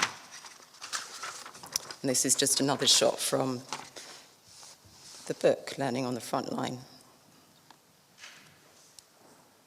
So I also wanted to talk as a final case study about our Grants for the Arts programme. It's our most responsive opportunity for individual artists and other creative practitioners. And we're seeing artists increasingly use crowdfunding as a viable way to match fund our investment.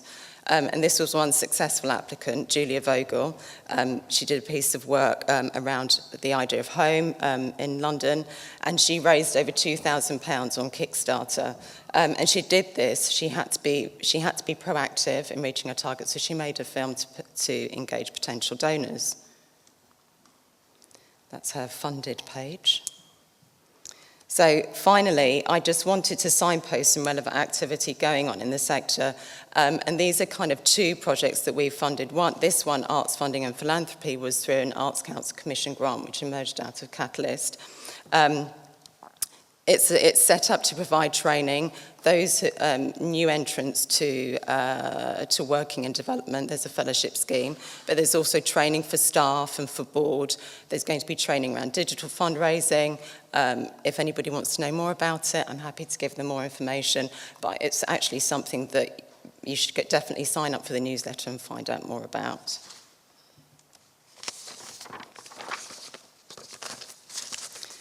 So there was talk earlier about technology not being the only answer, and I think that's right to kind of treat it with some caution. But also there's an opportunity there for us to kind of harness the benefits of technology with the increasing use of mobile phones and people being able to access the web via their mobile phones. That's definitely an increasing trend. So this scheme run by the National Funding Scheme is called Donate, and it aims to kind of digitise the donation box. So it allows people to give in real time at the point where they're most gratified by the experience they're having. The donations are small, but it's important to remember the need to engage all donors, no matter how much they're able to give. And the other thing about it is that the potential to kind of generate information about the people who are using your space, so there's a really good audience development opportunity there as well. It does present a big learning opportunity and challenge for organisations because it's a new way of fundraising.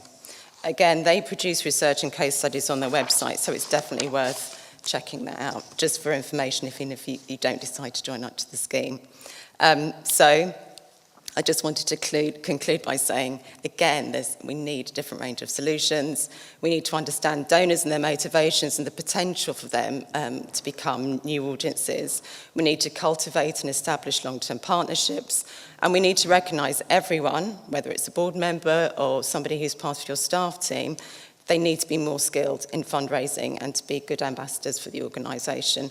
But it goes without saying that these things are challenging. And we know at the Arts Council that philanthropy isn't the only way to make organisations more resilient, but we have to find ways of developing it further as a viable means of revenue. Thank you.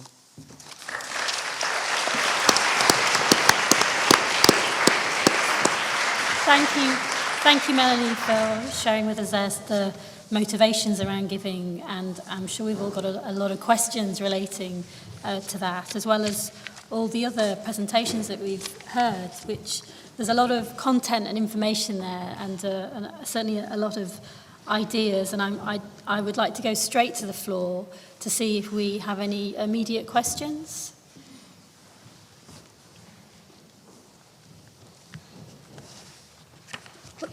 I'd like to, one there at the back. If you'd like to introduce yourself before you ask your question, that would be great. Thank you. Okay, I'm Hugo Worthy from New Walk Museum and Art Gallery in Leicester. And I was going to ask specifically about philanthropy and why it's segmented from the rest of revenue streams, that it seems to be kind of compartmentalized. And fundamentally, it's a process of commercial exchange, as is selling work through bold tendencies. And that rather than, it sits outside of the mainstream of kind of commercial activity rather than being packaged up into the whole body of revenue development. And I'm not quite sure why that happens, or if that's something I'm imagining. I would say my perception of that is different. I think we want organisations to take a holistic view in terms of how they generate income. And philanthropy specifically, there shouldn't be a benefit related to that. And actually, if there is, it's a big VAT implication for organisations in the way that corporate sponsorship is. So it really is about a generous gesture on behalf of those that give. So I would say that I don't think that it's being separated off. It's a new way. Certainly for the Arts Council, the Arts Council's never had a director of philanthropy before, so it's a new way of us to kind of think about how organisations might seek funding from individuals, but we certainly don't separate it off from other forms of from revenue. And it's interesting that you have that perception, because I'd like to know perhaps where it's coming from, because I don't think we perceive it as that at all. I don't think it's coming specifically from Arts Council, it's more at DCMS level. That idea of philanthropy is a kind of key development area, rather than a broader sense of kind of entrepreneurship and commercial development, and that philanthropy really, it is connected to ideas of generosity, but fundamentally it's commercial exchange. There is a payoff at the end of it in lots of ways for participants. Not in a cynical way, it's very exciting because of that, but it remains part of that package of exchange. You're selling the brand of the organisation, which is why, as demonstrated earlier, larger organisations are usually more successful in terms of kind of percentage of their funding that come through philanthropy than smaller organisations, because the quality of the brand they're selling as part of the philanthropic giving is a better offer. So I think it was around there that, yeah. Okay, we have a question here at the front.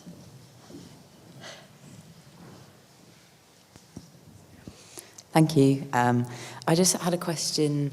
Sorry, could you introduce yourself? Oh yeah, Gregory again from Camden Arts Centre. I just had a question for Hannah.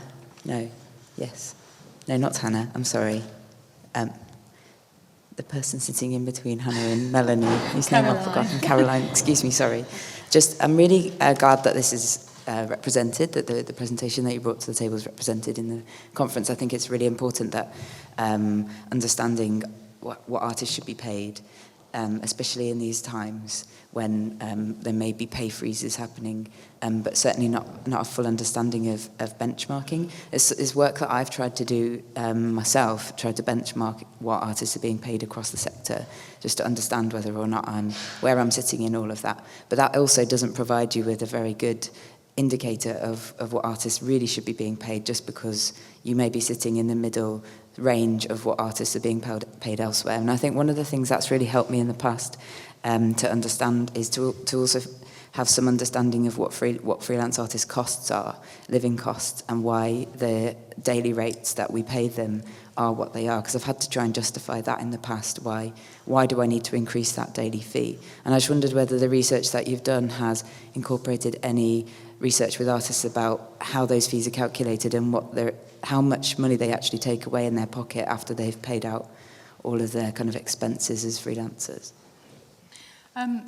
The initial research didn't look at that specifically.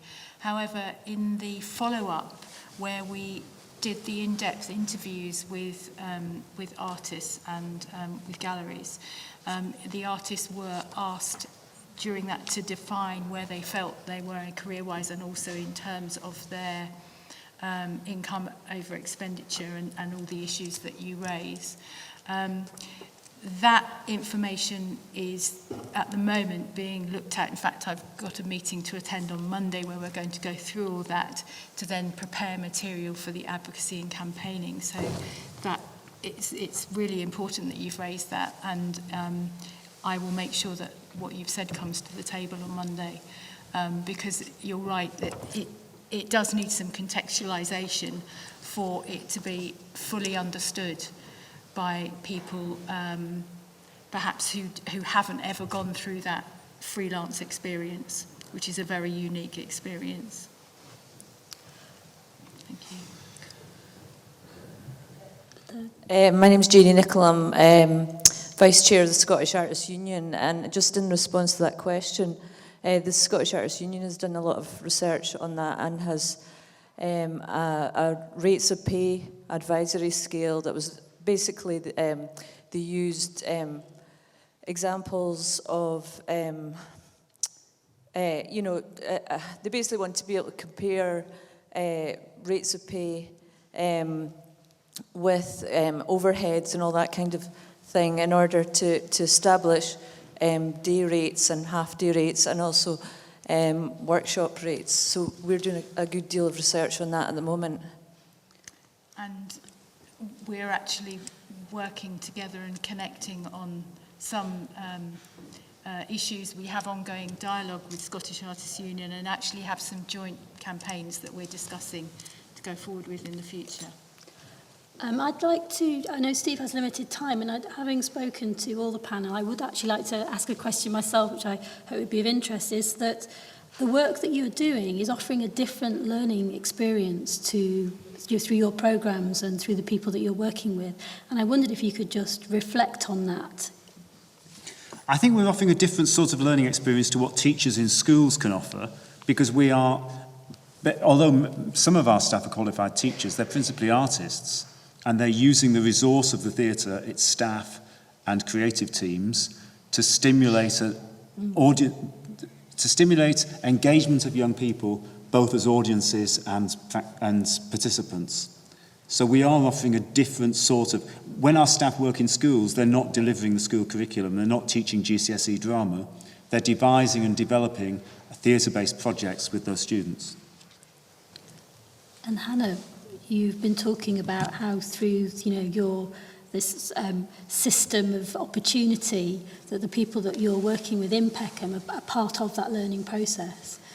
I think, I also myself feel like I'm part of that process, of learning all the aspects of, everything from the practical side of how you run things through to, managing the cash flow and, issues of philanthropy. And at just a point I just wanted to say back to what Hugo was mentioning there about, for me, philanthropy is a really, really, really interesting thing, because I don't think it's just to do with, there's X number of wealthy people whom we can all approach to get donations to our organisations. I actually think everybody can be philanthropic. It's just a state of mind. It's about, because our organisation has really, really, really, it would not be here without enormous philanthropic gestures, which have no, there is no exchange of anything between £10 and £10,000, but things which are, in a way, exceed that kind of value. And I think that an interesting point for us is, how do we acknowledge all the people who are donors to our project? On the education side of things, I think, yes, everyone in our funny system of opportunity in this organisation is learning.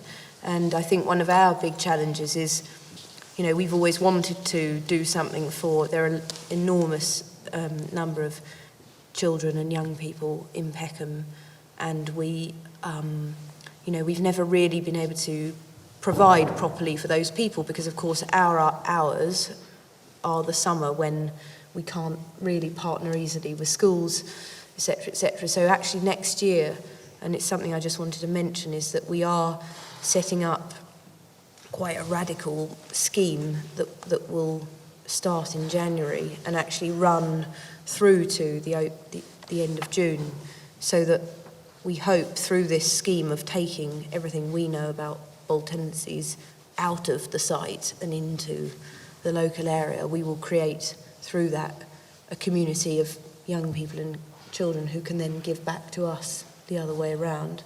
So I think, you know, everything has another side to it, is a bit what I've learned on all the issues. Could we take one more question from the floor? Thanks. Hello, it's Maggie Warren from the collection in Lincoln. Lincoln's quite a small place, which needs small organisations that start off sort of very enthusiastically and freshly to be able to grow into sort of more established organisations that are going to carry on for more than, say, a year or two.